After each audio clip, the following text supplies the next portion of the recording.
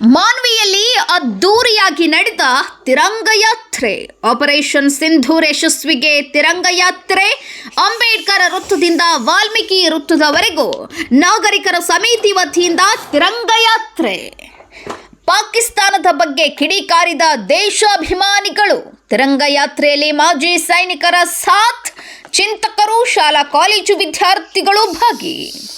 Operation ಸಿಂಧೂರನ್ನ ಯಶಸ್ವಿಯಾಗಿಸಿದ್ದಲ್ಲದೆ ಸೈನಿಕರ ಸೇವೆ ಕೊಂಡಾಡಬೇಕು ಎಂದು ಮಾನ್ವಿಯಲ್ಲಿ ರಾಷ್ಟ್ರ ರಕ್ಷಣೆಗಾಗಿ ನಾಗರಿಕರ ಸಮಿತಿ ವತಿಯಿಂದ ಬುಧವಾರ ತಿರಂಗ ಯಾತ್ರೆ ಅದ್ದೂರಿಯಾಗಿ ನಡೆಯಿತು. ಶಾಲಾ ಕಾಲೇಜು ವಿದ್ಯಾರ್ಥಿಗಳು ತಿರಂಗ ಯಾತ್ರೆಯ ಉದ್ದಕ್ಕೂ ಪಾಕಿಸ್ತಾನದ ವಿರುದ್ಧ ಆಕ್ರೋಶ ವ್ಯಕ್ತಪಡಿಸಿ, ನಮ್ಮ ಜಮ್ಮು ಮತ್ತು ಕಾಶ್ಮೀರ ನಮ್ಮದು, ಅದರ ತಂಟೆಗೆ ಬಂದರೆ ನಾವೆಲ್ಲರೂ ಬರಲು ಸಿದ್ಧ ಎಂದು ಕಿಡಿಕಾರಿದರು. ಚಿಕ್ಕಲಪರ್ವಿ ಮಠದ ಸದಾಶಿವ ಮಹಾಸ್ವಾಮೀಜಿ ಮಾತನಾಡಿ, ಪೆಹಲ್ಗಾಮ್ ದಾಳಿಯಾದ ಹಿನ್ನೆಲೆಯಲ್ಲಿ ಮಾನ್ವಿಯಲ್ಲಿ ಭಾಗಗಳಾಗಿ ಹೋರಾಟ ಮಾಡಿ ಆಕ್ರೋಶ ವ್ಯಕ್ತಪಡಿಸಲಾಗಿತ್ತು. ಆದರೆ ಇಂದು ನಾವೆಲ್ಲರೂ ಒಂದಾಗಿರುವುದು ನೋಡುತ್ತಿದ್ದೇವೆ. ಅದೇ ರೀತಿಯಲ್ಲಿ ದೇಶ ವಿಷಯದ ಕುರಿತಾಗಿ ಬಂದಾಗ ಒಂದಾಗಿ ಹೋರಾಟ ಮಾಡಬೇಕು ಎಂದರು.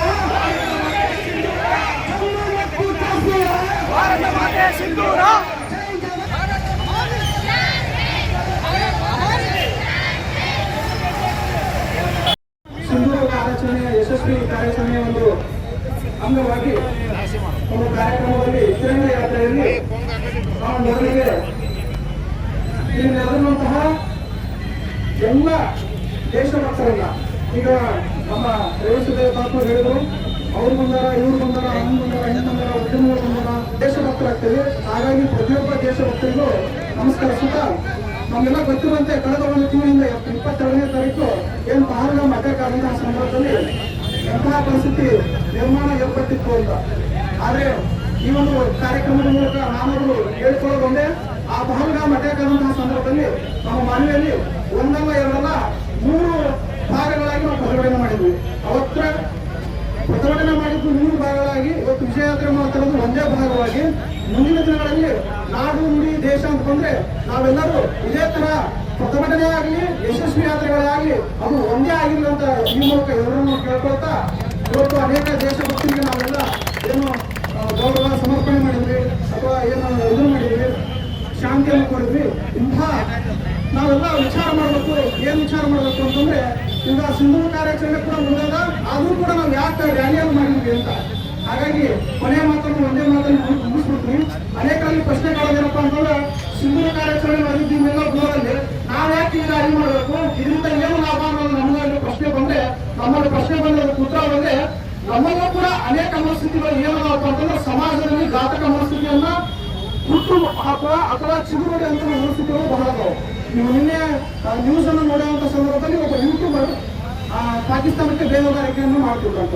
ಅದರ ಅರ್ಥ ಇಷ್ಟೇ, ಅಂತಹ ನಮ್ಮಲ್ಲಿಯೂ ಅನೇಕ ಮನಸ್ಥಿತಿಗಳು ಕೂಡ ಇಲ್ಲಿ ಸಮಾಜಘಾತಕ ಮನಸ್ಥಿತಿಗಳು ನಮ್ಮಲ್ಲಿ ಕೂಡ ಸಹಜವಾಗಿರ್ತಾವ. ಇಲ್ಲಿ ನಾವು ಎಲ್ಲಾ ಜಾತಿ, ಜನಾಂಗ, ಧರ್ಮ, ಪಕ್ಷ, ಭೇದ ಎಲ್ಲವನ್ನು ಮರೆತು ನಾವು ಏನು ರ್ಯಾಲಿ ಮಾಡಿದ್ವಲ್ಲ, ಇವು ನಾವು ಏನು ಮಾಡಿದ್ವಿ ಅಂತಂದ್ರೆ ಸಮಾಜ ಘಾತಕ ಚಟುವಟಿಕೆಗಳನ್ನ ಚೂಟು ಹಾಕಿರುವಂತಹ ಒಂದು ಪ್ರಯತ್ನ ಈ ರ್ಯಾಲಿ ತೋರಿಸ್ಕೊಟ್ಟದ. ಹಾಗಾಗಿ ಇಂತಹ ರ್ಯಾಲಿಗಳನ್ನು ಮಾಡಬೇಕನ್ನು ಮತ್ತೊಮ್ಮೆ ತಿಳಿಸ್ತಾ, ಬಂದಂತಹ ಎಲ್ಲ ದೇಶಭಕ್ತರಿಗೂ ಮತ್ತೊಮ್ಮೆ ಎಲ್ಲರಿಗೂ ಶರಣ.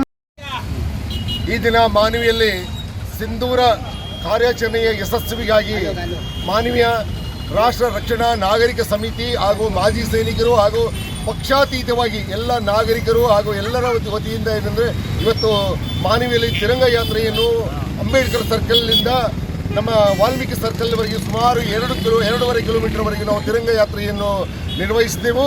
ಈ ಒಂದು ತಿರಂಗ ಯಾತ್ರೆಯಲ್ಲಿ ಮಾನವಿ ತಾಲೂಕಿನ ಎಲ್ಲ ಕಾಲೇಜು ವಿದ್ಯಾರ್ಥಿಗಳು ನಾವು ಈ ನಮ್ಮ ತಂದೆಗೆ ಬಂದರೆ ಏನಾಗುತ್ತದೆ ಅಂತಕ್ಕಂಥದ್ದು ಸುಮಾರು ನಮ್ಮ ಭಾರತದ ಸೈನಿಕರು ಕೇವಲ 20 ರಿಂದ 25 ನಿಮಿಷದ ಒಳಗಡೆ ಏನಂತಂದರೆ ಆ ಒಂದು ಪಾಕಿಸ್ತಾನಕ್ಕೆ ಏನಂತಂದರೆ ನಾಟಕ ಹುಟ್ಟಿಸುವ ತರಹ ಮಾಡಿದರು. ಆದರೆ ನಾವು 7ನೇ ತಾರೀಕಿನ ದಿನ ಮಾಡಿರ್ತಕ್ಕಂಥದ್ದು ಕೇವಲ ನಮ್ಮ ಆತಂಕವಾದಿಯ ವಿರುದ್ಧವಾಗಿ ಏನಪ್ಪ ಅಂದರೆ ಆತಂಕವಾದದ ಕಟ್ಟಡಗಳಿಗೆ ಮಾತ್ರ ನಾವು ಆ ಧ್ವಂಸದ ಕಾರ್ಯಾಚರಣೆಯನ್ನು ಮಾಡಲಾಗಿತ್ತು. ಆದರೆ 7ನೇ ತಾರೀಕು ಏನಪ್ಪ ಅಂದರೆ ಆ ಒಂದು ಪಾಕಿಸ್ತಾನದವರು ಏನಪ್ಪ ಅಂದರೆ ನಮ್ಮ ನಾಗರಿಕ ಸ್ಥಳಗಳ ಮೇಲೆ ಸುಮಾರು 350ರಿಂದ 400 ಡ್ರೋನ್ಗಳನ್ನು ಅವರು ನಮಗೆ ಗೊತ್ತಿರಲಾರದಂಥ ವ್ಯವಸ್ಥೆಯಲ್ಲಿ ಅವರು ಬಿಟ್ಟರು. ಆದರೆ ನಮ್ಮ ಏರ್ ಸ್ಟ್ರಿಪ್ ಯಾವ ರೀತಿ ಕೆಲಸ ಮಾಡಿತ್ತು ಅಂತಂದರೆ ಅವರ 400ರಿಂದ 450 ಡ್ರೋನ್ಗಳನ್ನು ಒಂದು ಸಹ ನಮ್ಮ ಭಾರತ ನೆಲದಲ್ಲಿ ಬಳದ ಹಾಗೆ ಅದನ್ನು ತಿರುಗಿ ಅವರಿಗೆ ಮತ್ತೆ ಪುನಃ ಇದು ತಿರುಗೇಟು ಕೊಟ್ಟು ಪುನಃ 7ನೇ ತಾರೀಕು ರಾತ್ರಿ ಏನಂತಂದರೆ ನಮ್ಮವರು ಆ ಒಂದು ಪಾಕಿಸ್ತಾನದ ಪೂರ ಏರ್ ಸ್ಟ್ರಾಪ್ನಲ್ಲಿರ್ತಕ್ಕಂಥ 11 ಏರ್ ಸ್ಟ್ರಾಪ್ಗಳನ್ನು ಹಾಗೂ ಈ ಒಂದು ವಿಮಾನದ ಇಳಿತಕ್ಕಂಥ ಎಲ್ಲ ಜಾಗಗಳನ್ನು ಧ್ವಂಸ ಮಾಡಿ ಈಗ ಒಂದು ಪಾಕಿಸ್ತಾನ ಮಾತ್ರ ಅಲ್ಲ, ಅದು ಬೂದಿಸ್ತಾನವಾಗಿ ಆಗಿದೆ ಅಂತಕ್ಕಂಥದ್ದು ಹೇಳಲು ನಾವು ಸಿದ್ಧರಿದ್ದೇವೆ. ಇನ್ನು ಮುಂದಿನ ದಿನಗಳಲ್ಲಿ ಏನಾದರೂ ಪಾಕಿಸ್ತಾನ ಇದೇ ರೀತಿಯ ನಡೆಯನ್ನು ಮಾಡಿಕೊಂಡು ಹೋದಲ್ಲಿ ನಾವು ಸುಮಾರು 15-20 ವರ್ಷದಿಂದ ನಾವು ಮಾಜಿ ಸೈನಿಕರು ಆದರೂ ಚಿಂತಿಲ್ಲ, ನಾವು ಸಹ ಇನ್ನು ಮುಂದಿನ ದಿನಗಳಲ್ಲಿ ಏನಾದರೂ ಇದು ಕಾರ್ಯಾಚರಣೆ ಆಗಿದೆ. ಇನ್ನು ಮುಂದಿನ ದಿನಗಳಲ್ಲಿ ಏನಾದರೂ ಯುದ್ಧ ಪ್ರಾರಂಭ ಆಯಿತು ಅಂತಂದರೆ ಆ ಯುದ್ಧಕ್ಕೆ ಹೋಗಲು ನಾವೆಲ್ಲರೂ ಪಣ ತೊಟ್ಟು ನಿಲ್ಲುತ್ತೇವೆ ಅಂತಕ್ಕಂಥ ಈ ಒಂದು ಮಾತನ್ನು ತಮ್ಮೆಲ್ಲರ ಮುಖವಾಗಿ ನಾವು ಹೇಳುತ್ತಿದ್ದೇವೆ.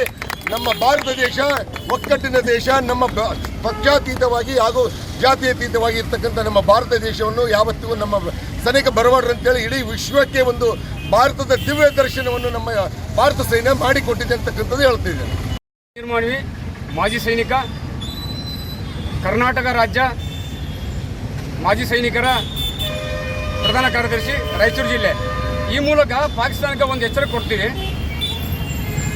ಈ ಸಾರಿ ಬರೀ 7 ತಾಸಿನಲ್ಲೇ ಧ್ವಂಸ ಮಾಡಿದ್ದೇವೆ, ಬರೀ 25 ನಿಮಿಷದಲ್ಲಿ. ಇನ್ನು ಮುಂದೆ ನಮ್ಮ ದೇಶದ ತಂಟೆಗೆ ಬಂದರೆ ನಾವು ಬರೀ ಉಗ್ರವಾದಿ ತಾಣಗಳನ್ನು ನಾಶ ಮಾಡಿದ್ದೀವಿ. ಇನ್ನು ಮುಂದೆ ನಮ್ಮ ದೇಶದಲ್ಲಿರ್ತಕ್ಕಂಥ ಉಗ್ರವಾರಿಗೆ ಒಂದು ಬೆಂಬಲ ಕೊಡ್ತಿರ್ತಕ್ಕಂಥ ಈ ರಾಜಕೀಯ ಮುಖಂಡರಿಗೆ ಎಚ್ಚರಿಕೆ ಕೊಡ್ತಾ ಇದ್ದೀನಿ. ದಯವಿಟ್ಟು ಪಾಕಿಸ್ತಾನದ ಪರವಾಗಿ ಯಾವುದೇ ರೀತಿಯ ಹೇಳಿಕೆ ಕೊಡಬಾರ್ದು ಅಂತೇಳಿ ಈ ಮೂಲಕ ನಾನು ಎಚ್ಚರಿಕೆ ಕೊಡ್ತಾ ಇದ್ದೀನಿ. ಈ ನಾಗರಿಕ ಸಮಿತಿಯ ಒಂದು ಸಂಚಾಲಕನಾಗಿ ಇವತ್ತು ಮಾನವೀಯ ನಗರದಲ್ಲಿ ತಿರಂಗ ಯಾತ್ರೆಯನ್ನು ನಾವು ಹಮ್ಮಿಕೊಂಡಿದ್ವಿ. ಇವತ್ತು ಇದರ ಉದ್ದೇಶ ಇಷ್ಟೇ, ಆಪರೇಷನ್ ಸಿಂಧೂರ. ಆಪರೇಷನ್ ಅಂದರೆ ನಮ್ಮ ಭಾರತ ದೇಶದ ಸಿಂಧೂರವನ್ನು ಅಳಿಸಿ ಹಾಕಿರ್ತಕ್ಕಂತಹ ಆ ಪಾಕಿಸ್ತಾನಕ್ಕೆ ಅತ್ಯಂತ ಉಗ್ರವಾಗಿರ್ತಕ್ಕಂಥ ರೀತಿಯಲ್ಲಿ ಎಚ್ಚರಿಕೆಯನ್ನು ಕೊಟ್ಟು ಇವತ್ತು ಜಗತ್ತಿನಲ್ಲಿ ಭಾರತ ದೇಶ ಹೆಂಗಿದೆಪ್ಪ ಅಂದರೆ ವಿಶ್ವದಲ್ಲಿ ನಾವು ಹಿರಿಯಣ್ಣನಾಗಿ ಇರ್ತಕ್ಕಂಥ ರೀತಿಯಲ್ಲಿ ನಾವು ತೋರಿಸಿದ್ದೇವೆ. ನಮ್ಮ ದೇಶದ ಜನರಿಗೆ ಏನಾದರೂ ನೀವು ಹೋರಾಟ ಮಾಡಲಿಕ್ಕೆ, ನಮ್ಮ ಮೇಲೆ ದಾಳಿ ಮಾಡಲಿಕ್ಕೆ ಬಂದರೆ ನಾವು ಸುಮ್ಮನೆ ಇರೋವರಲ್ಲ, ನಾವು ನಿಮಗೆ ಸರಿಯಾದ ಪಾಠವನ್ನು ಕಲಿಸಿಕೊಡ್ತೇವೆ ಎನ್ನುವಂಥದ್ದನ್ನು ಎಚ್ಚರಿಕೆ ಮಾಡಿ ಇಡೀ ಜಗತ್ತಿಗೆ ಕೂಡ ನಾವು ಭಾರತ ದೇಶ ಹೆಂಗಾಗಿದೆಪ್ಪ ಅಂದರೆ ಜಗತ್ತು ಕೂಡ ನಮ್ಮ ಕಡೆ ನೋಡೋಂಗಾಗ್ಯದ. ಭಾರತ ದೇಶ ಒಳ್ಳೆ ಬಲಿಷ್ಠವಾಗಿರ್ತಕ್ಕಂಥ ರಾಷ್ಟ್ರ ಇದೆ. ಒಳ್ಳೊಳ್ಳೆ ನಮ್ಮಲ್ಲಿ ಇರ್ತಕ್ಕಂತಹ ಅಣ್ವಸ್ತ್ರಗಳು ನಮ್ಮಲ್ಲಿದ್ದಾವೆ. ಅದಕ್ಕೆ ನಮ್ಮ ಭಾರತದ ಸೈನಿಕರು, ವೀರ ಯೋಧರು ಹೋರಾಟ ಮಾಡಿ, ಅದು ವಿಶೇಷವಾಗಿ ಮಹಿಳೆಯರೇ ಇಟ್ಕೊಂಡು ಹೋರಾಟ ಮಾಡಿರ್ತಕ್ಕಂಥದ್ದು ಕೂಡ ವಿಶೇಷವಾಗಿರ್ತಕ್ಕಂಥದ್ದು. ಸಿಂಧೂರನ್ನು ಅಳಿಸಿದ್ದಾರೆ. ಅದಕ್ಕೋಸ್ಕರವಾಗಿ ಇವತ್ತು ಆಪರೇಷನ್ ಸಿಂಧೂರ ಎನ್ನುವಂಥ ಹೆಸರಿನ ಮುಖಾಂತರ ಪಾಕಿಸ್ತಾನದವರಿಗೆ ಪಾಠವನ್ನು ಕೊಟ್ಟು ಪಾಕಿಸ್ತಾನಕ್ಕೆ ಇವತ್ತು ಹೇಳಿದ್ರಲ್ಲ, ಪಾಕಿಸ್ತಾನ ಅಲ್ಲದ ಪಾಕಿಸ್ತಾನ ಅಂತಕ್ಕಂಥ ರೀತಿಗೆ ಬಂದುಬಿಟ್ಟಿದೆ. ಅದಕ್ಕೆ ಇನ್ನೊಮ್ಮೆ ಎಚ್ಚರಿಕೆ ಕೊಡ್ತೀವಿ. ಭಾರತದ ಜೊತೆಗೆ, ಭಾರತದ ವಿರುದ್ಧವಾಗಿ ನೀವೇನಾದರೂ ನಮ್ಮ ಮೇಲೆ ನಿಮ್ಮದೇ ಆಗಿರ್ತಕ್ಕ ಮಸಲತ್ತು ಮಾಡಿದ್ದಾದರೆ ನಿಮಗೆ ಇನ್ನೊಮ್ಮೆ ಯಾವುದೇ ಈಗ ನೀರಿಲ್ದಂಗೆ ಮಾಡಿದ್ದಾವೆ, ಮುಂದಿನ ದಿನಮಾನಗಳಲ್ಲಿ ಯಾವುದು ಆಹಾರ ಕೂಡ ಸಿಗದಂಥ ಸ್ಥಿತಿಗೆ ನಾವು ತಂದು ನಿಲ್ಲಿಸಲಿಕ್ಕೆ ನಾವು ಸಿದ್ಧರಿದ್ದೇವೆ ಅನ್ನುವಂಥ ಮಾತನ್ನು ಹೇಳ್ತಾ ಈ ಸಂದರ್ಭದಲ್ಲಿ ನಾನು ಮಾತಾಡಲಿಕ್ಕೆ ಅವಕಾಶ ಕೊಟ್ಟಂತೆ ಎಲ್ಲರಿಗೂ ಧನ್ಯವಾದಗಳು.